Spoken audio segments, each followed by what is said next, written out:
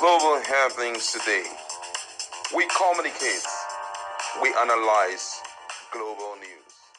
Stay tuned. Hello beautiful people, welcome back to our channel. Some few hours ago, approximately a day ago or so, the lead counsel to Nnamdi Kanu's legal team that I'm talking about, Aloy Ejimako, was detained and sent to Kuje prison. And while Nnamdi Kanu is actually set to defend his case if a new file open on this matter, it looks as if Nnamdi Kanu have definitely found a way around this. But this time around, you'll be shocked.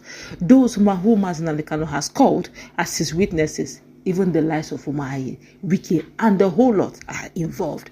Let's find out exactly how the drama will unfold. But before we do that, kindly subscribe to our channel. Now, according to the news we gathered, Mr. Nnamdi Kanu, leader of the According to the news we gathered, Nnamdi Kanu, leader of the indigenous people of Biafra IPOB, has listed former Attorney General of the Federation, AGF, that's Abubakar Malami, as his witness in his ongoing alleged terrorism trial. Kanu, in a fresh motion he personally signed and filed before Justice James Omotosho of the Federal High Court in Abuja, assured that he was ready to begin his defense as ordered by the court. According to the report, the motion marked FHC/ABJ/CR/383/2015 and dated October 20th was filed October 21st, 2025. The application was titled Notice of Number and Names of Witnesses to be Called by the Defendant and Request for Witness, Summons, Subpoena, and the variation of the time within which to defend the counts or the charges against the defendant. The IPOB leader said that the motion was pursuant to the order of this Honorable Court made on the 16th day of October 2015, directing the defendant to commence his defense on the 24th day of October 2025. Kanu informed the court of his plan to call a total of 23 witnesses divided into two categories. The first category, he said, would be those who he called ordinary but material witnesses. He further informed the court that his second category of witnesses would be vital and compellable and should be summoned under Section 232 of the Evidence Act 2011. He prayed the court that in view of the number of witnesses he intends to call, the court should consider granting a 90-day time frame to enable him to conclude his defense. He told the court that he would testify on his own behalf, providing a sworn account of the fact, denying the allegations, and explaining the political context of his statements and actions. Among those Kanu listed as compellable witnesses are the Minister of the FCT, Nyesom Wike,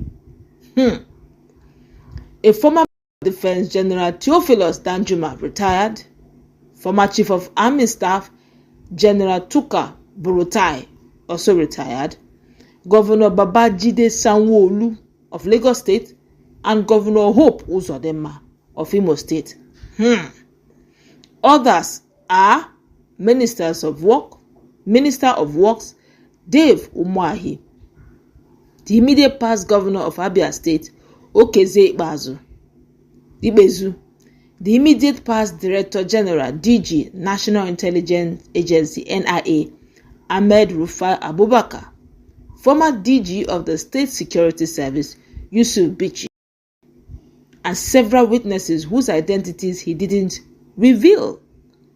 Kanu in the motion promised to provide the sworn statement of all voluntary witnesses to this honorable court and to notify the prosecution within a reasonable time.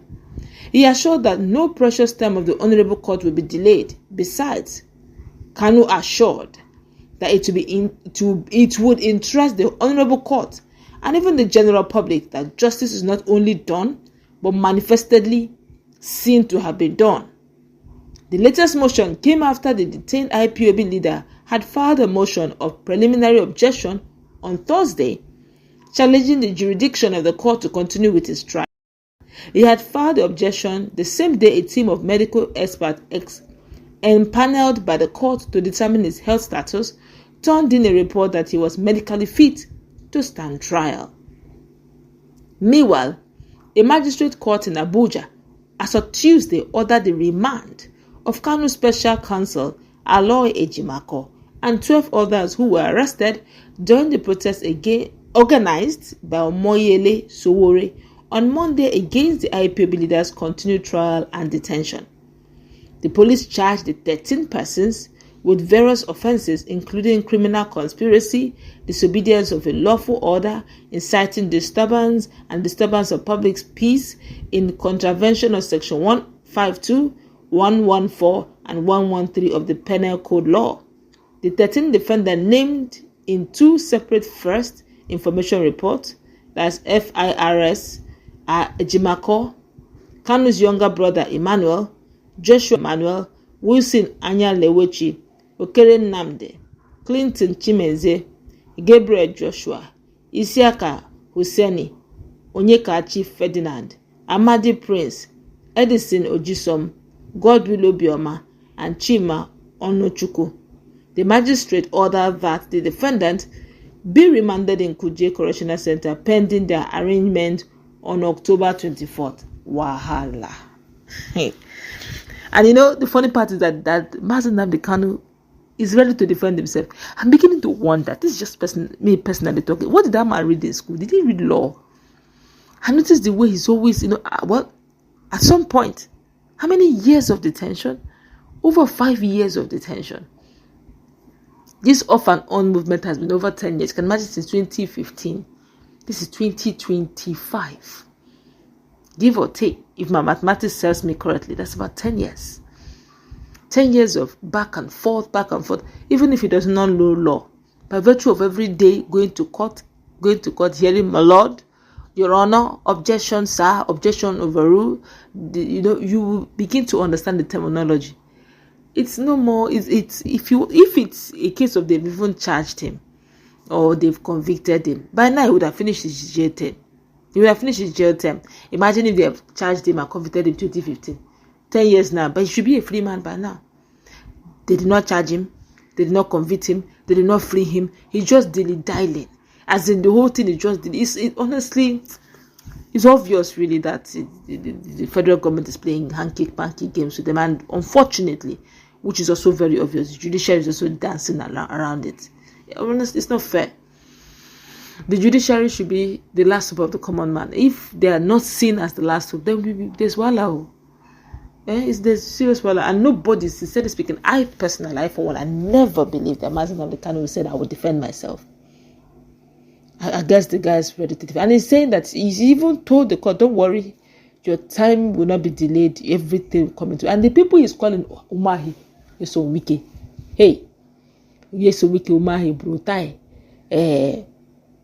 former governor of Abia State, ikpeazu, they're all under oath. I wonder where he's going to get his evidence from.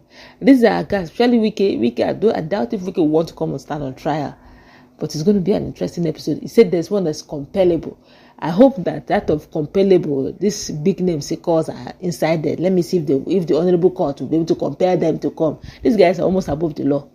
Based on what we are seeing in Nigeria, there are people who are above the law, there are people who are under the law. Let's say he plays that because he has said they should compare them by virtue of the section in the court, in our constitution. Let's go wrap it up. Let's meet in